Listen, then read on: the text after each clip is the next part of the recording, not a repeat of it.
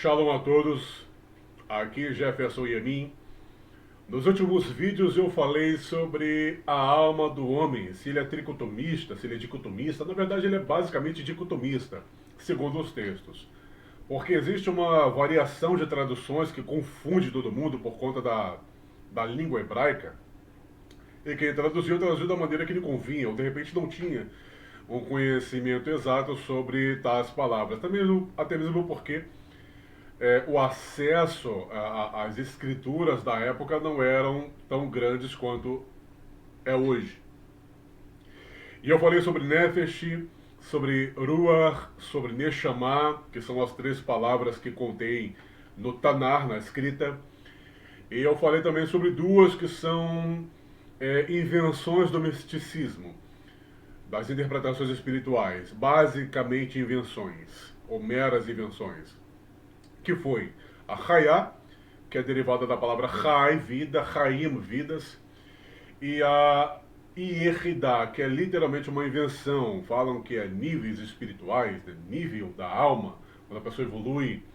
Parece mais o kardecismo. Não que eu esteja contra, né, um kardecista, mas sou completamente contra as interpretações da mesma, assim como muitas outras religiões que trazem suas próprias interpretações acerca de suas experiências, vamos dizer assim. Bom, cada uma delas tem a sua verdade. Como eu falei em alguns vídeos, o umbandista tem sua verdade, o candomblessista tem sua verdade, o kardecista tem sua verdade, o católico romano tem a sua verdade, assim como o católico protestante, que é o que se intitulam de evangélicos, também tem suas verdades. E por aí vai. O judeu tem a verdade dele e por aí se segue. Bom, assim como eu falei sobre a alma humana, sobre o homem não ser tricotomista de acordo com textos, porque o que eu falei no texto, Nefesh, Ruach e Neshama, são basicamente a mesma coisa, então não tem como se dividir, como diz o livro de Hebreus, aquele livro que eu falei que é uma piada, que é pseudo, né, que é um livro apócrifo, cheio de contradições e não pode ser levado a sério por conta disso. Logo então o homem ele não é tricotomista. Então, falando sobre a alma do homem, eu vi a necessidade também de falar sobre a vida após a morte. O que é vida após a morte? O que acontece de fato? Bom, depois que a pessoa toma consciência de que isso é nada mais, nada menos do que um mito, que a pessoa não vai para o céu, segundo as escrituras literalistas, racionalistas e humanistas, ela também não vai para o inferno se ela deixar de fazer alguma coisa. A pessoa ela fica naquela dúvida, naquela curiosidade. Então, o que é que acontece na vida após morte? Bom, existem textos que falam sobre a vida do homem, né? O que é a vida do homem, o que acontece com a vida do homem, mas não dizendo exatamente para onde ele vai ou para onde ele vai deixar de ir. Como, por exemplo, Salomão ele fala assim, o rei Salomão, mas vale um cão vivo do que um leão morto. E depois Salomão ele fala, quem é que sabe se o espírito dos animais sobe ou desce? Bom, a partir daí a gente vai ter uma reflexão sobre esse assunto. Não há como provar se você vai ou se você não vai. Se você vai padecer no sofrimento eterno, o que para mim é impossível, ou se você vai morar no céu, ou se você vai reencarnar. Não há como provar absolutamente nada. Se for de acordo com os textos bíblicos, não tem como provar. Existem meras especulações, cada um tem sua tradução, tá? Cada um tem a sua interpretação mística, espiritual, e cada um vai defender a sua tese. Eu vou falar, eu vou tentar trazer da melhor forma possível aquilo que está escrito de acordo com o original das escrituras, em especial na língua hebraica. Vamos ver? Bom, existem dois textos na Bíblia interessantíssimos. Um é o livro de Eclesiastes, o livro que escreveu Salomão, filho de Davi. É lógico, aquele que não tem argumento, me desculpa eu falar dessa forma, aquele que não tem argumento, é enchedor de linguiça, me perdoe pela expressão, ele vai falar assim, não, mas Salomão ele estava afastado, por isso que ele criou esse livro não pode ser tido em consideração, então eu pergunto para você, por que o livro está aí? Enfim, e o outro livro é o livro de Jó. Muito interessante também.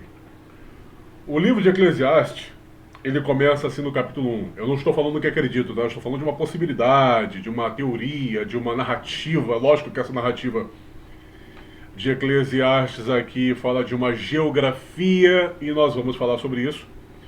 Mas eu quero começar com a leitura assim. Salomão começa. Palavras de Kohelet ben Davi, do pregador, Eclesiastes. Rei de Jerusalém, versículo 2, diz assim: tudo é vão e fútil, diz o pregador. Futilidades das futilidades, sim, tudo é fútil. Que proveito traz o homem toda a sua labuta sobre o sol? Olha o versículo 4, que é interessante. Vai-se uma geração e vem outra. Perdura somente a terra. Nasce o sol, depois se põe e se apressa a voltar ao lugar de onde virá a nascer. O sol nasce aqui, se põe e depois volta a nascer aqui. Pois o que ele quis dizer mais ou menos. Segue para o sul, chega ao círculo até o norte. O vento, por sua vez, gira em círculos e retorna ao lugar de onde partiu.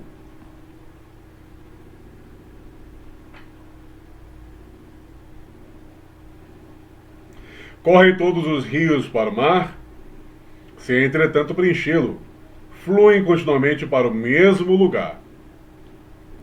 Tudo é tão fastidioso e extenuante que ninguém consegue sequer descrever. Não se sacia a vida com o que vê, nem o ouvido com o que escuta. O que já foi voltará a ser. O que já foi voltará a ser. E o que foi feito será repetido. Nossa, que coisa estranha. E nada há de novo sob o sol. Há fatos perante os quais alguém poderá dizer: veja, trata-se de algo novo. Isto, porém, já ocorreu tempos atrás. Bom, o místico, o espiritual, em relação a esse texto, já que ele acredita em reencarnação, isso aqui seria um prato cheio para falar sobre reencarnação.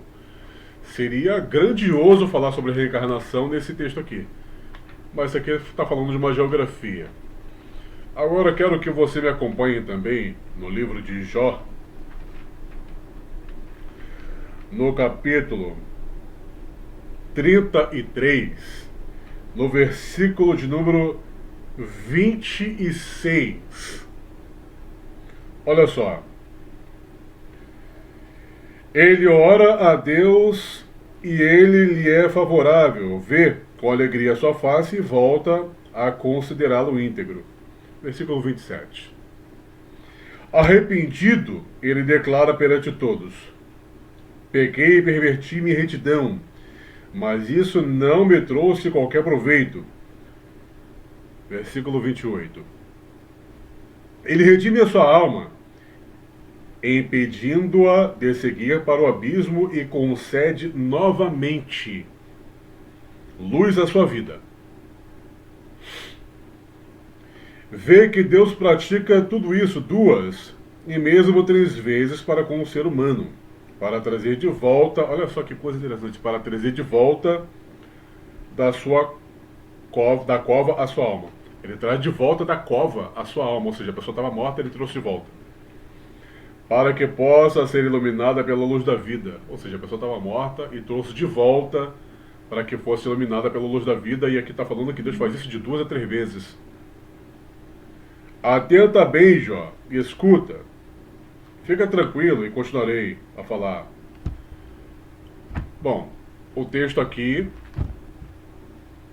está na Bíblia hebraica. A Bíblia hebraica, ela também tem as suas... Como é que eu vou explicar? As suas interpretações particulares, porque em textos hebraicos isso não está muito claro. Como, por exemplo, então um exemplo aqui básico, fora do assunto. Quem já ouviu falar aqui sobre a abertura do Mar Vermelho? É o mar onde os egípcios seguiram os hebreus, passaram a seco sobre o mar. No texto, em hebraico, não está falando da quantidade de aberturas, né, das divisões do mar. Mas na Bíblia comum, está falando que abriu em duas partes. O mar se dividiu. Mas existe um texto, se não me falha a memória, em Talmud, e até mesmo nos livros hebraicos, traduzidos literalmente do hebraico, fala que abriu em 12 vezes. 12 vezes não, em 12 partes, perdão. 12 partes, um para cada tribo. Bom, no texto não está falando que foi 2, nem 12. Está falando que se dividiu. E aí cada um traz, né, da forma que lhe convém, vai entender. Eu não sei por que isso. Mas enfim, voltando aí sobre o assunto, isso aí foi só para dar um exemplo. Voltando sobre o assunto de vida após a morte, eu disse que não há como provar nada, existem apenas especulações. E essas especulações são baseadas em experiências pessoais e alguns textos mal interpretados. Esse primeiro texto de Eclesiastes fala de uma geografia. Porque se for voltar para o lado literal, eu vou lá no capítulo 6 de Eclesiastes e versículo 6, o autor fala assim, ainda que o homem vivesse 2 vezes 1000 anos, o homem não vive 1000 anos. Ainda mais viver 2 vezes 1000 anos. Aí seria um castigo horrível, né? Viver essa vida que a gente vive aí 1000 anos e 2 vezes. Enfim, trata-se de uma narrativa e a gente vai tentar desenvolver ou nesses textos ou em outros textos semelhantes para chegar a uma compreensão um pouco mais próxima de uma realidade. Vamos continuar?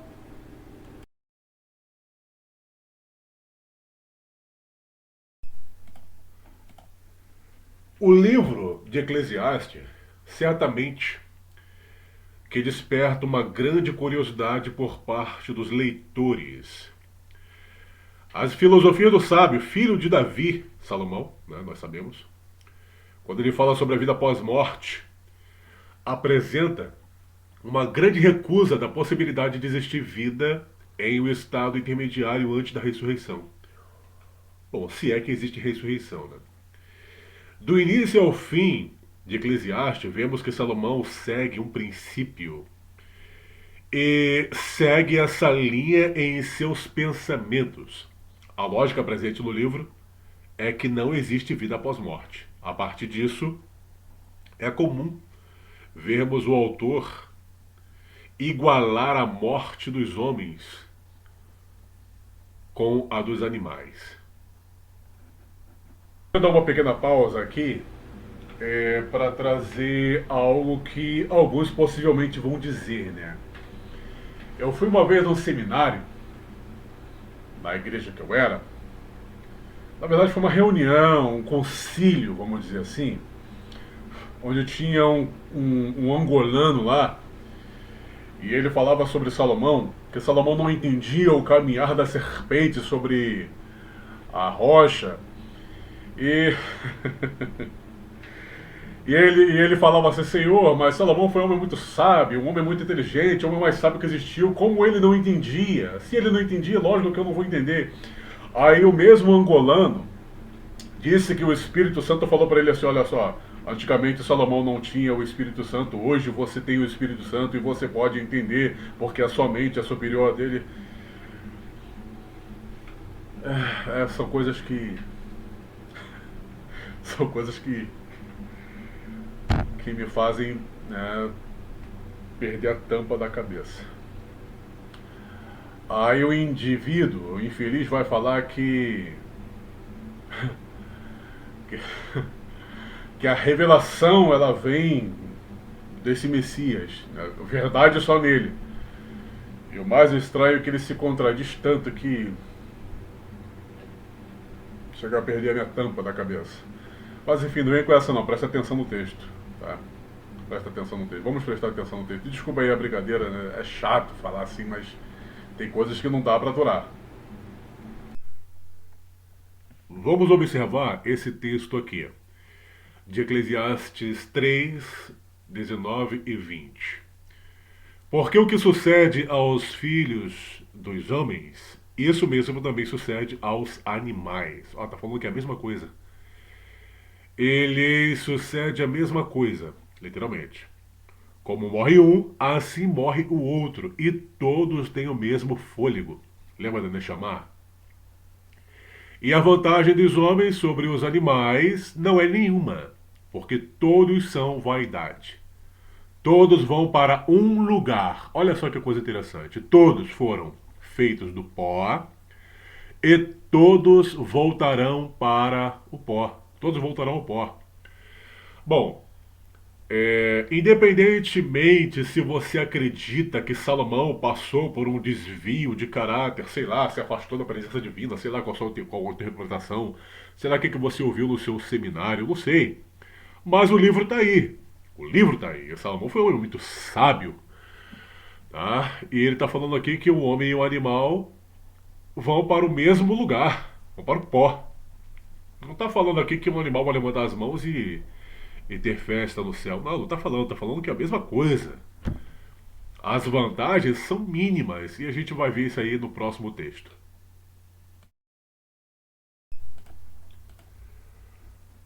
A razão pela qual os homens não têm vantagem nenhuma sobre os animais é que o destino dos dois é o mesmo. Morreu, pronto, vai virar o pó.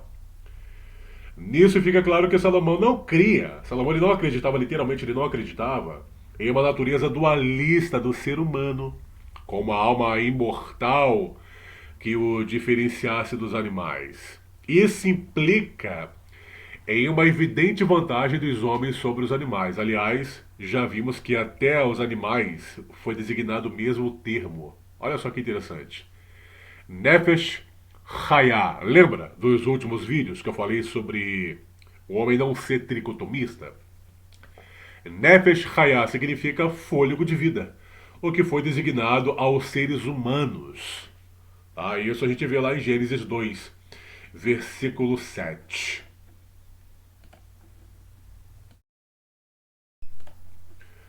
No original hebraico, a palavra que é utilizada por Salomão é rua, espírito, alento, né? Pode ser traduzido como alento, como vida, como fôlego também, como sopro. Os seres humanos possuem o mesmo espírito, rua, dos animais, e por isso não possuem nenhuma vantagem sobre eles. Isso nos mostra claramente que o nosso rua, o nosso espírito, não é uma alma imortal ou algo que garanta a imortalidade, levando consigo consciência e personalidade após a morte. E isso é invenção, não pode ser provado. Pois se assim fosse, o espírito, o rua dos homens seria grandemente diferenciado dos espíritos dos animais. E a gente pode ver que Salomão ele não garante, né, uma diferença. Salomão ele não igualaria se fosse um fato.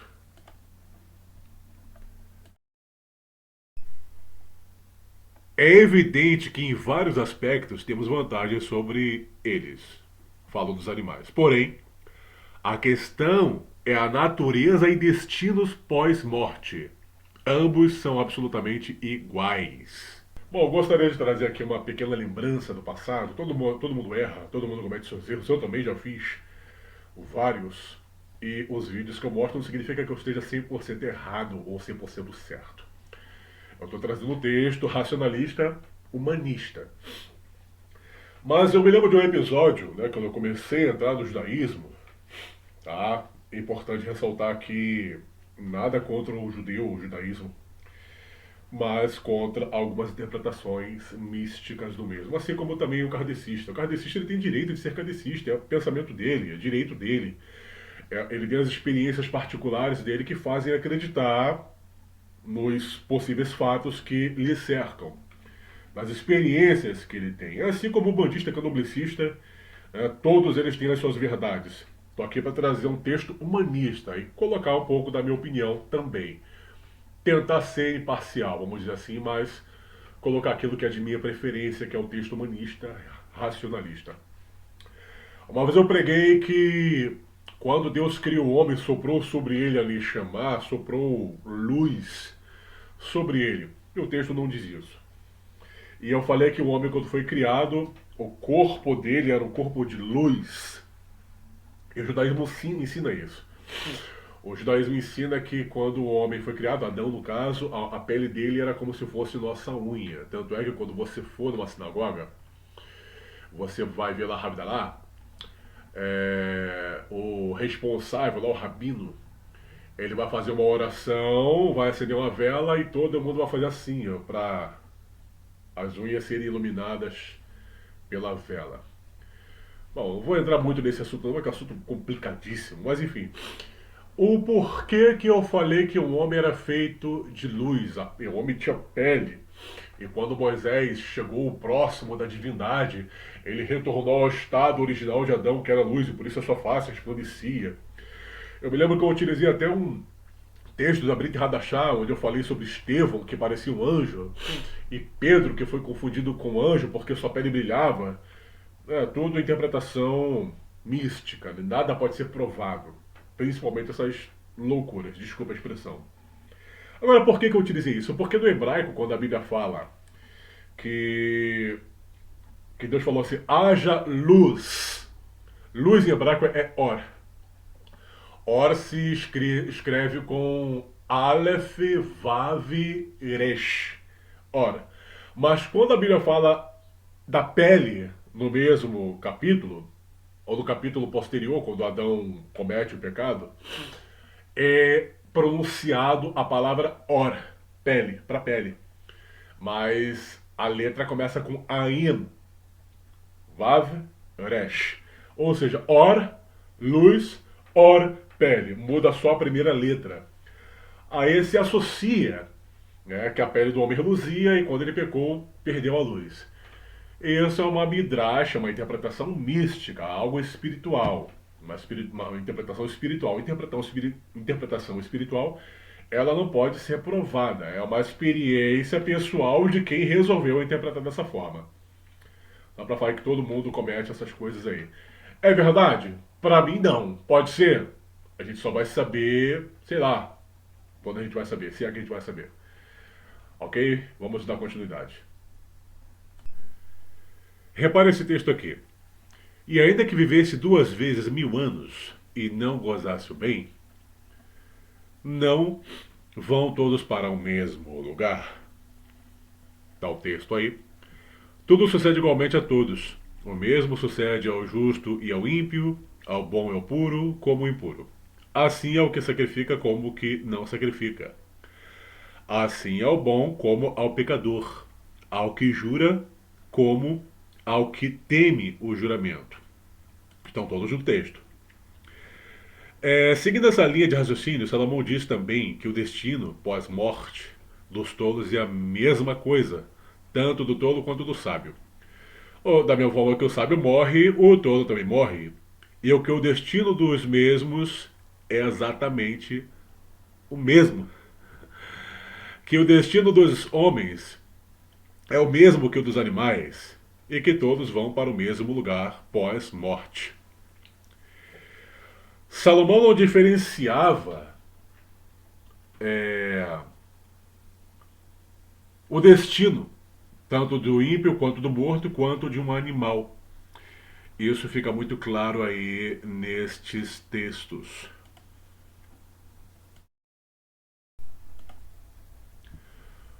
Com a realidade da ressurreição entre os mortos, assim como vemos nos escritos do Novo Testamento, né, preferiram interpretar que a recompensa será dada a cada um em momento da vinda do Messias, do cristianismo. Isso a gente vê lá em Mateus 16, 27, Apocalipse 22, 14, 1 Pedro 5, 4 e por aí vai. Lucas 14, 14, 2 Timóteo 4, 1. Nada disso aí pode ser provado, principalmente em relação ao Novo Testamento. Que é quando os mortos serão ressuscitados. E isso está lá em 1 Coríntios 15, versículo 22 e 23 e 1 Tessalonicenses 4, versículo 15. Para aí entrarem no gozo do paraíso. Aí você vai lá de novo em João 14 e por aí vai. Bom, Salomão, não acreditava na vida, né, imediatamente após a morte e não tinha o foco centrado na ressurreição como os escritos do Novo Testamento tinha. Razão pela qual, ao invés de escrever focado no momento da ressurreição, como faziam os escritores neotestamentários, escrevia focado naquele estágio imediatamente pós-morte, antes da ressurreição, que é o estado sem vida, nada mais, nada menos do que isso. Mais significativo ainda do que isso são as comparações que Salomão fez. Salomão ele fez assim, preste bem atenção nesse texto. Vejamos. Se um homem gerar 100 filhos e viver muitos anos, e os dias dos seus anos forem muitos, e se a sua alma não se fartar do bem, e além disso não tiver sepultura, digo que um aborto é melhor do que ele. Olha só que coisa, hein? Eclesiastes 6, versículo 3. E ele ainda continua. Olha só que interessante. Porquanto debalde veio à toa. E em trevas se vai, e de trevas se cobre o seu nome. E ainda que nunca viu o sol, nem conheceu nada, mais descanso tem este do que aquele. Olha isso aí.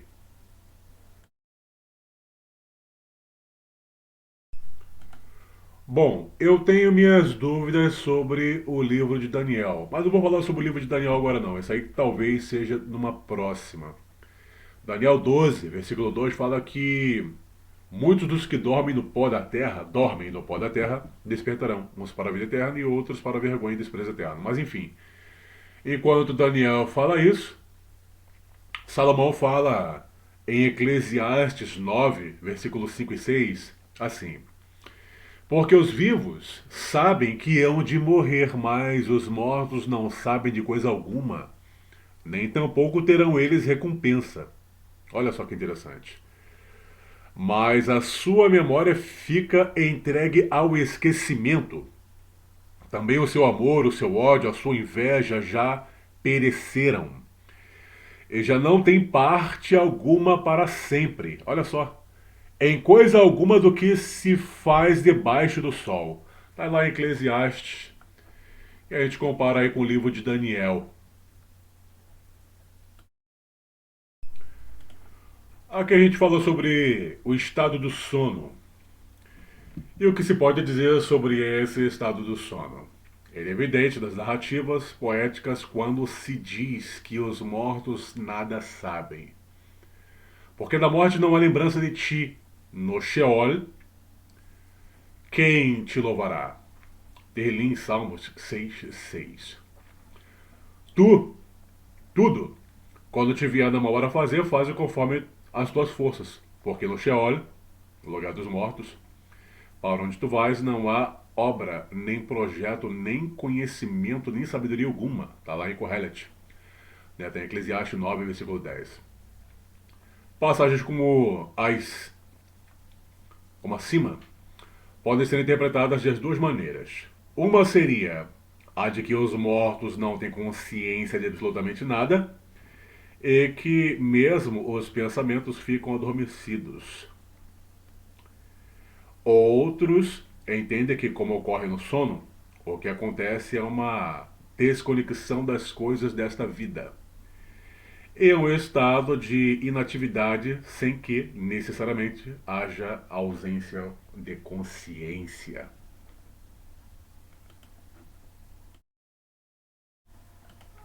Olha esse texto aqui.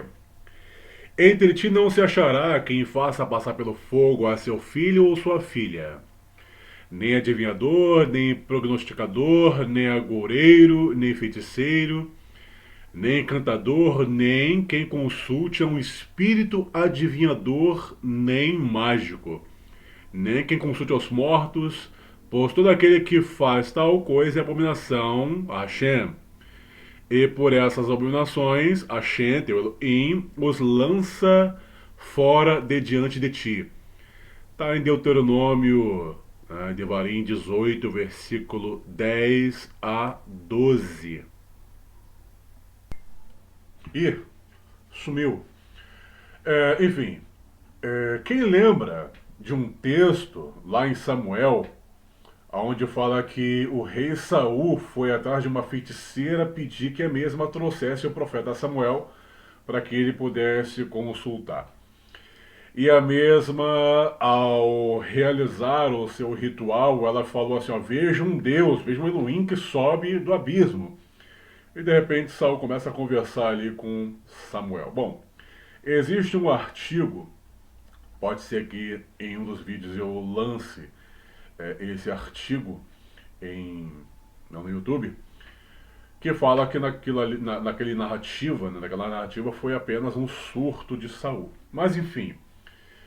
Bom, de acordo com alguns últimos textos, em relação à proibição de Deus, né, Deus proibir o homem consultar os mortos, segundo a narrativa, se ele proíbe é porque é possível. Ele não vai proibir algo que seja impossível de um homem fazer. Se ele proíbe é porque existe um sentido. Não sei. Eu estou falando de um texto místico da narrativa. Não num texto racionalista, mas de acordo com a narrativa, se ele proibir é porque é possível. Mas em relação a Saul, quando ele consultou Samuel, ali dá a entender também que é possível que haja vida após a morte e que pode ser consultado sim, de acordo com a narrativa. De acordo com a narrativa, não é uma contradição. Mas, enfim, alguns vão falar que era Satanás, que se disfarçou de Samuel. Pô, para, por favor, para. Não era Satanás, não. De acordo com a narrativa, era o próprio Samuel. Mas, de acordo com uma escrita mais detalhada, racional, a gente vê que era um surto de Samuel. Mas, enfim, eu não estou aqui para dar toda a certeza para você que não acontece, nem que acontece.